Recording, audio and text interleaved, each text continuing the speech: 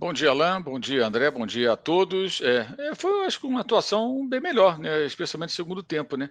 Eu nunca acredito muito nessa história de assim, o time joga mal, está numa crise técnica, muito cobrado, e num jogo, de repente, assim, de uma hora para outra, vai jogar o fim da bola. Eu acredito muito mais em, quando há uma reação, né, em progressos, aliás, em progresso pouco a pouco. A cada jogo, melhorar um pouquinho. Acho que houve a melhora desse jogo. Um ambiente totalmente adverso. O Flamengo jamais venceu desde que a multinacional austríaca, lá, a Red Bull, comprou o Bragantino. Ano passado foi 4-0. Num bloco de 20 partidas com o São Paulo, o Flamengo perdeu um jogo. E foi justamente lá e por 4-0, uma goleada. Então, não é fácil ganhar lá. O Corinthians não tem vida fácil lá, o Palmeiras não tem vida fácil. O Palmeiras até tem meio que freguês, mas perde lá também. São Paulo sofre lá. Todo mundo que vai lá tem dificuldade, é um adversário difícil. E o Flamengo merecia até vencer pelo segundo tempo, na minha visão. E outra coisa que eu achei importante, o time terminou mais inteiro que o adversário, fisicamente. O Flamengo terminou em cima, o Bragantino está meio mortinho no final, né? E até isso facilitou a pressão do Flamengo. Então a gente fala muito da parte física, me pareceu o Flamengo mais inteiro. E sem contar questões de arbitragem, que a gente vai falar aí durante o nosso bate-papo hoje aqui no Na Área, que eu acho assim uma coisa bizarra, especialmente como é que as pessoas conseguem, naquelas imagens distantes, desfocadas, horrorosas, ter certeza de alguma coisa. Isso acho que vale para esse lance e até para o lance de ontem da expulsão do jogador Vitória, o Wagner Leonardo, que faz um movimento com o braço, mas por aquela imagem, eu não sei se ele está se livrando do Caleri que está agarrando o braço dele, né? Como ele reclamou depois, né? Que isso acontece, me larga. O Tabi Ramos e o Leonardo 94. Me larga, me larga. Só que dali a imagem é clara. Sem querer, mas não importa, sem querer, o Leonardo arrebenta o cara.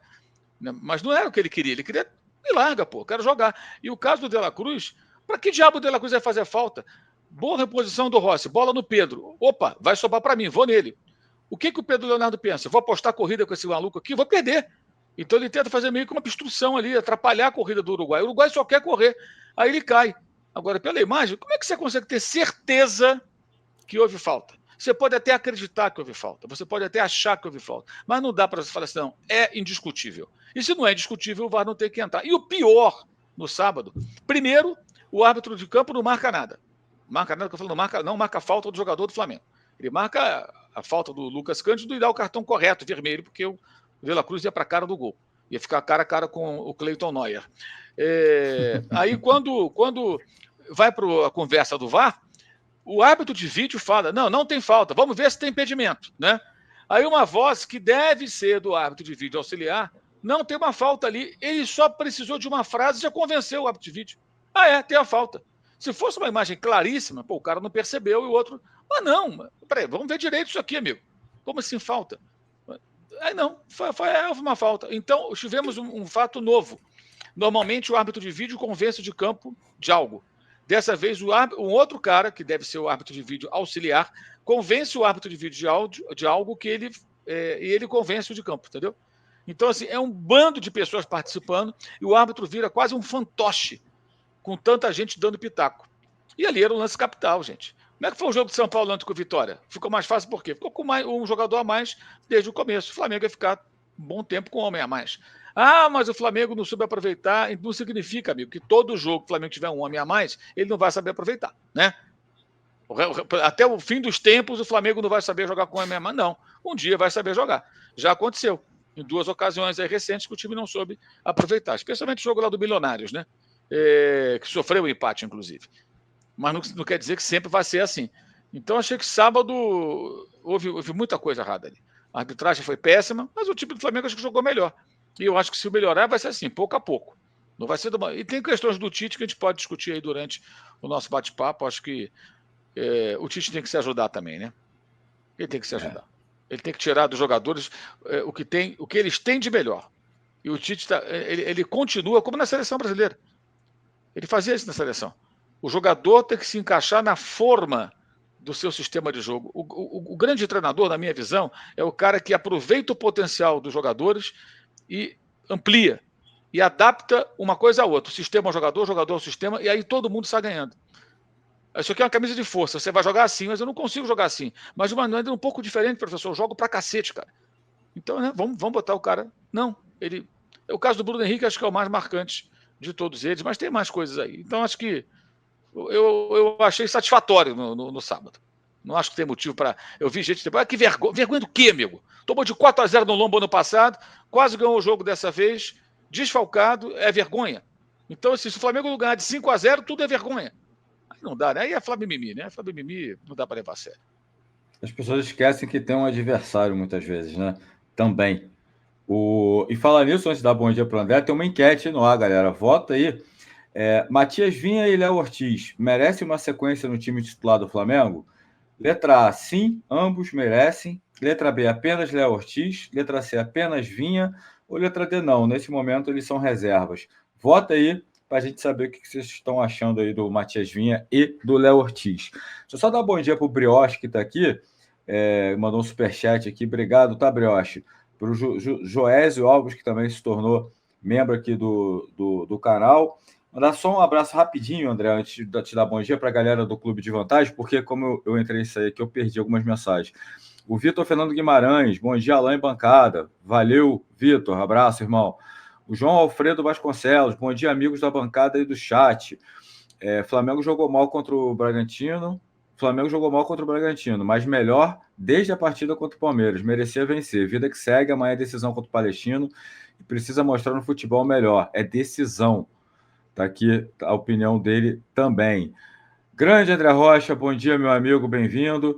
Flamengo estava vendo tua coluna lá, né? Você falou, você também achou que o Flamengo jogou melhor, mas, né, deixou no ar aí, né, André? Se foi o desempenho do Flamengo melhorando, se foi o Bragantino que baixou um pouquinho ali a intensidade. Bom dia, bem-vindo, meu amigo. Bom dia, Alain, bom dia, Mauro, bom dia, Felipe aí na produção, bom dia a todos. Vamos chegando, dando like e fazendo a sua inscrição para a gente chegar ainda nessa live. Você ainda não chegou, né? A 92 mil inscritos. 92, né? Ano de título do Flamengo. Então ajuda a gente aí. Não é inscrito, faça a sua inscrição. Pois é, mas porque o comportamento do Bragantino é que a gente vê aqui a coisa pelo viés do Flamengo, mas o Bragantino ele fez uma tática arriscada e, na verdade, o Bragantino lembrou um pouco o Flamengo de jogos no Maracanã, de alguns jogos no Maracanã, ou muitos, desde 2020, por aí. Que é você ter um domínio, né? Você fazer um jogo muito intenso, né? O jogo do Bragantino é mais físico, o Flamengo tem parte física, mas tem posição técnica também. Mas o Bragantino faz um jogo muito físico, né? Jogo de transição, de velocidade ali com Mosqueira pela direita, principalmente, e muita marcação, pressão individual o campo todo. Então era difícil do Flamengo sair disso com a intensidade que eles estavam colocando. Só que no segundo tempo eles descansaram, claramente descansaram. E aí é que tem que ver se isso marca uma evolução do Flamengo ou foi uma circunstância do jogo. O Bragantino cansou, o Flamengo tem o mérito de não ter, principalmente em relação a 2023, não ter se desmanchado, né? Não ter se desconectado do jogo. Acho que isso é um fato positivo que mostra que os jogadores estão querendo, né, melhorar, estão querendo competir, né? Porque ano passado foi a mesma coisa. O Bragantino até dominou muito mais no jogo do ano passado, mas também foi só 1-0 no primeiro tempo. Depois é que eles mantiveram a pegada e conseguiram, e o Flamengo se largou o jogo e o Bragantino passou por cima. Dessa vez não, o Flamengo continuou tentando jogar, competir, lutar, e aí conforme o Bragantino foi cansando, o Flamengo foi se impondo no jogo, foi encontrando melhores soluções ali, entrada do Vinha, entrada do Lohan, recuo do De La Cruz vendo o jogo mais de frente, e aí acertou aquele passe pro gol do Bruno Henrique, teve chute do De La Cruz no travessão, chance clara que o Bruno Henrique perdeu de cabeça, mérito do Clayton Neuer aí, né? Que já é tradição já fazer grandes jogos contra o Flamengo. Mosqueira também, né? Não joga nada contra ninguém. Chega contra o Flamengo parece Vinícius Júnior. Então, e aí o Flamengo, a gente fica nessa dúvida.